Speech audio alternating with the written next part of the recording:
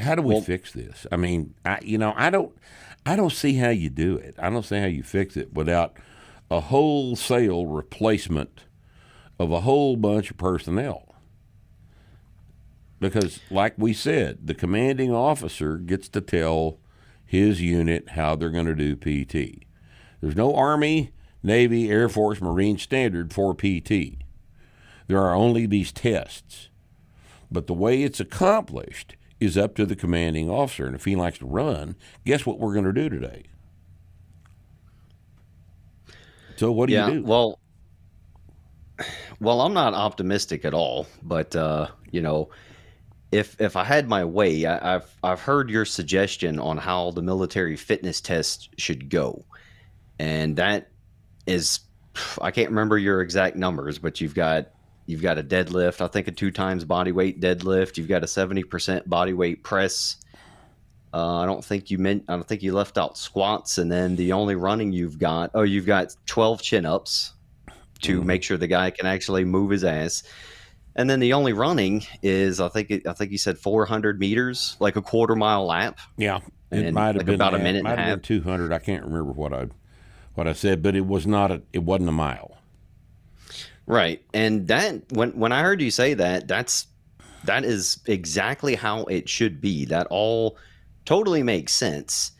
Even the running, which I found was interesting that you came to that number, because I would put, I guess you can argue and tell me how you came up with that distance and time, but I would put a tactical approach to that. When we're in combat, we're firing maneuver. You got support by fire. You got another unit trying to go flank the enemy.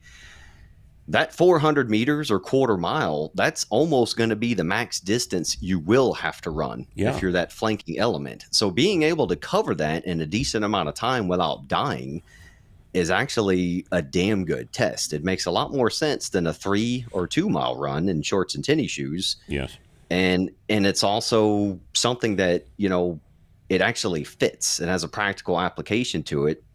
And if you've got 18 and 19-year-old infantrymen, if they're doing everything to meet your strength numbers, and then they're doing the practice, actually doing their grunt stuff, they're going to go smash that run test yes. in They their are, gear without even trying. and that's And why I chose that distance, because that distance is a display of the adaptations that are obtained by squatting, deadlifting, pressing, and doing chin-ups. okay, It's a display of that.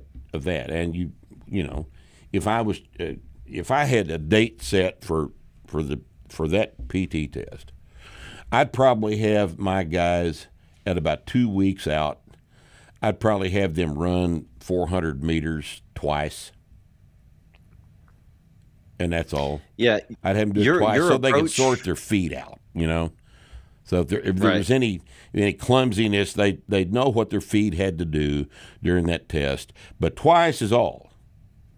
Twice is all. Practicing the test, right? Right, kind of like your guidance on I've heard military dudes call in and you say, dude, just run your testing distance 3 times about 3 weeks out. Right. About one of those distance runs a week out. And that's what we used to do for that 2 miler run. Just a couple weeks out before it, we did whatever we wanted, and then 2 or 3 weeks out, we'd run the 2 miles every now and then and survive it. But Mm-hmm. like you said, any 19, 20-year-old kid who's doing everything else, he's going to be able to run. He can Like, run. even if you, like the Army combat fitness test, you do all this functional fitness stuff, and then they still make you go run a 2 miler, but they've dropped the time. Like, I think I'm 40 years old. I think my time standard would be like 23 minutes. Like, I can still do that drunk if I had to. So that means I don't have to go train to do that 2 miles. I can actually go do my infantryman's job, and everything else will prepare me for that, to pass that silly test. Join us this week for Starting Strength Radio. We talk to Randall of gruntproof.us. That's gruntproof.us about military readiness, PT in the military, and associated topics. It's an interesting discussion. It points out some rather important holes in the system and what we think needs to be done to fix that. This coming Friday on Starting Strength Radio. See you there.